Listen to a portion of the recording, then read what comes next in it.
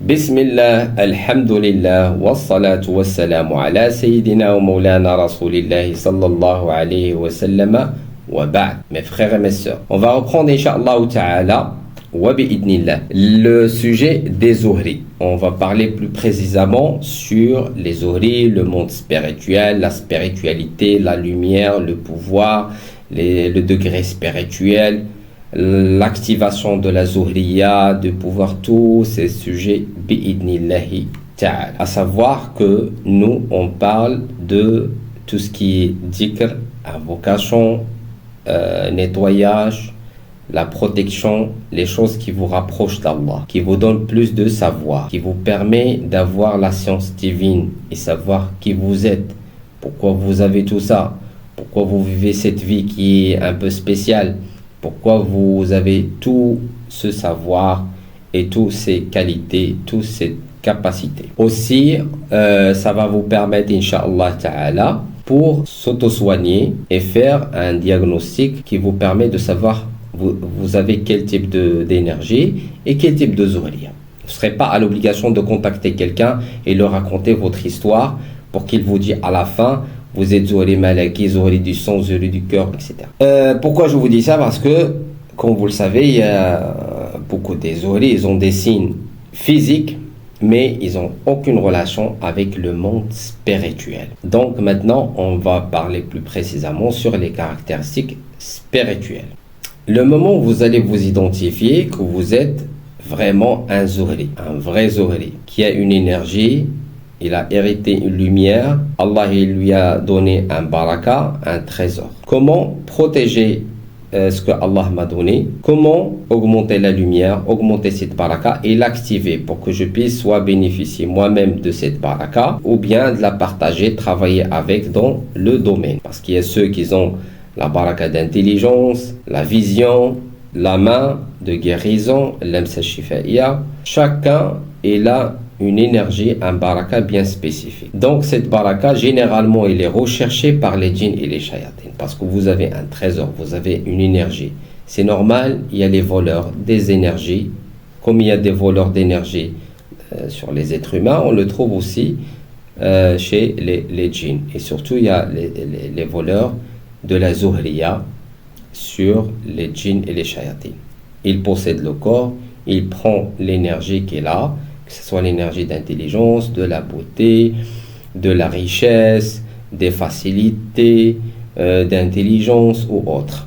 Avoir la science et le savoir nécessaire qui vous permet de savoir qui vous êtes, pourquoi vous avez tout ça, quels sont vos points forts, vos points faibles, comment protéger et augmenter la lumière et la baraka que Allah m'a donné et comment s'éloigner du mal qui venait du monde invisible et se protéger contre les attaques, la sorcellerie renouvelée, etc.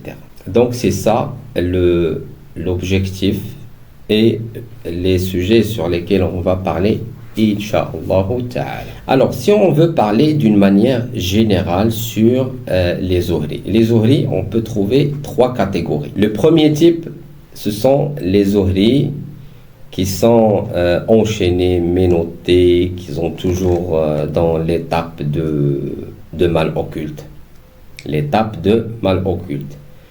Ils galèrent, ils souffrent de la sorcellerie renouvelée, ils essayent des traitements, parfois ça marche, ça avance un peu, recule, ça tourne en rond, toujours problème de renouvellement, les attaques, problèmes dans la vie, etc.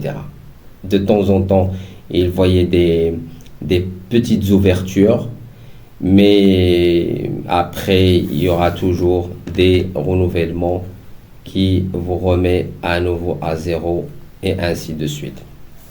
Donc, ce sont la première catégorie, la catégorie qui est enchaînée, ménotée dans le cadre de mal occulte, de la sorcellerie, des djinns, etc.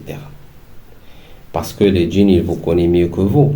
Ils savent très bien que lorsque vous vous débarrassez de mal occulte, de la sorcellerie, et détruire l'échelle, les cadenas et tout, vous aurez du pouvoir et de l'énergie qui vous permet de partager la lumière sur la terre, aider les gens, et donner, etc.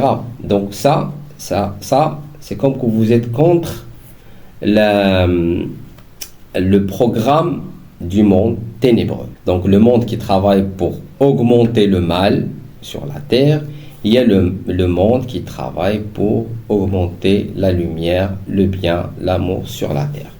Donc il y a deux mondes il y a une guerre depuis la création de ce monde-là.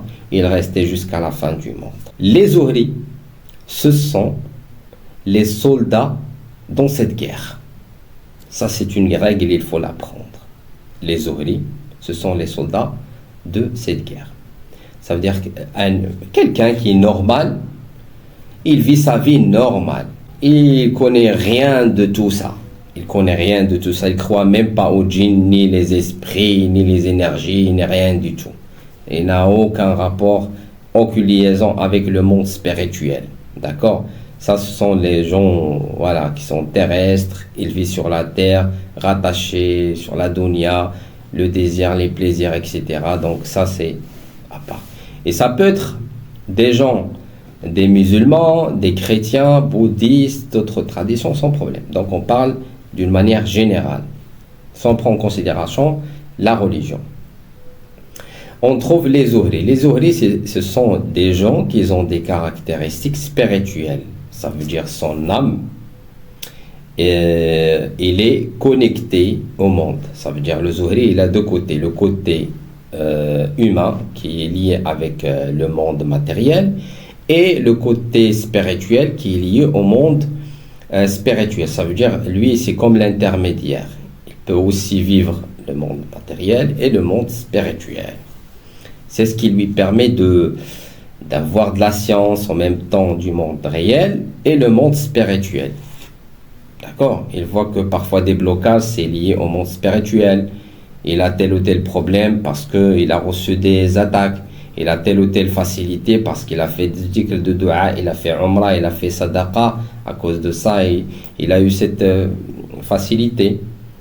Donc, lui, il vit une partie avec le monde spirituel, une partie avec le monde réel. C'est ce qui lui rend parfois les choses contradictoires. Surtout lorsqu'il essaie de comprendre, ne trouve pas d'explication. Il raconte ce qui se passe dans sa vie aux gens, ils ne croient pas à ce qu'ils disent, etc. Donc c'est ce qui crée parfois des ambiguïtés, des choses qui ne sont pas claires. Alors, on a dit, la première catégorie, c'est les Zuhri qui sont menottés, enchaînés, ils sont en train de galérer. Ils sont en train de galérer, de souffrir, de combattre, mais ils sont toujours dans l'étape de traitement de mal occulte, de nettoyage. Maintenant, il y a ceux parmi vous qui vont, dès que je parle, je dis quelque chose, ils comprennent tout, parce qu'ils ont une vision claire de tout ce que je dis. Il y a ceux qui vont trouver les choses un peu floues. Ça, je vous dis qu'il faut travailler encore pour avoir une vision claire. Une vision claire. On va parler comment augmenter la vision pour que vous puissiez avoir une vision claire sur les choses. Pour les Zuhri qui sont bloqués, enchaînés, menottés dans l'étape de nettoyage, je vous ai mis en place le programme de nettoyage total. Il y a les plantes, les huiles et le musc noir, etc.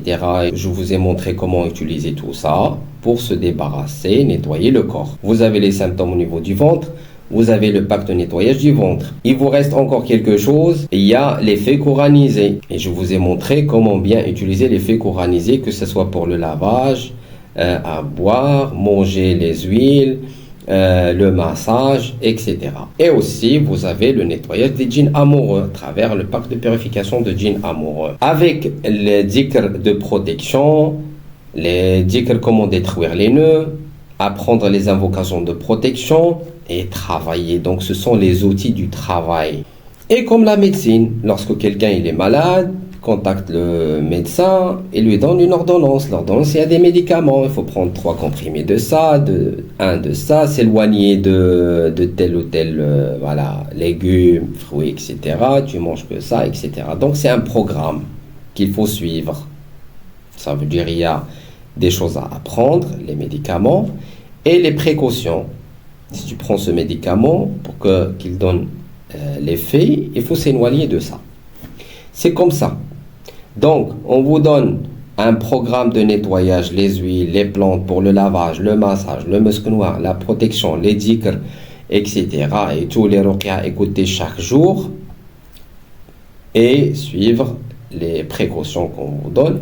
Et aussi s'éloigner de tout ce qui est pensée négative, les relations avec les personnes qui sont touchées, toxiques, faire des ruqya en groupe, etc.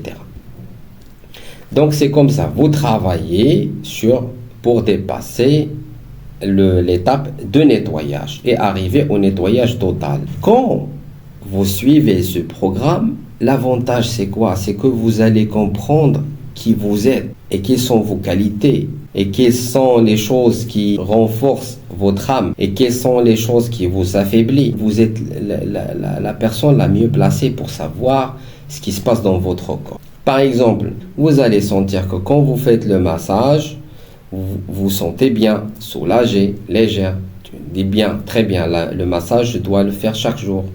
Quand je fais le musc noir avant de dormir la nuit, ça me protège contre les attaques, moins de cauchemars. Je dis c'est bien, je dois garder ça toujours, jusqu'à ce que j'arrive à comprendre comment cela fonctionne. C'est comme ça que vous appreniez la science de la ruqya. Vous serez indépendant. Vous ne serez pas toujours à l'obligation de contacter quelqu'un. Ah, dis-moi, explique-moi pourquoi j'ai ça, pourquoi j'ai ça, pourquoi j'ai ça. On vous donne les règles de base. On vous donne le savoir qui permet de chaque personne de devenir le raqi de lui-même. On a parlé sur la phase de nettoyage. C'est la phase la plus dure qui prend beaucoup de temps. Pour que vous arrivez au nettoyage, ça peut prendre, ça dépend des cas.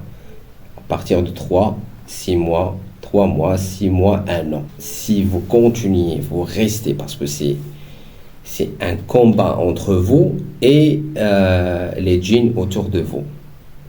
Quand vous dites, je fais ce traitement pendant 7 jours, vous dites au djinn, voilà, ce traitement est limité du temps, donc il n'y a que 7 jours.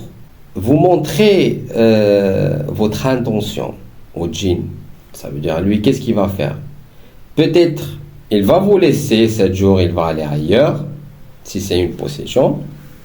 Il va quitter le corps, il vous laisse tranquille le temps de faire le nettoyage. Une semaine après, il va venir parce que vous allez arrêter. Et il arrête, il revient, il renouvelle. Et vous dites, ah, ça marche pas, ça revient à nouveau, etc.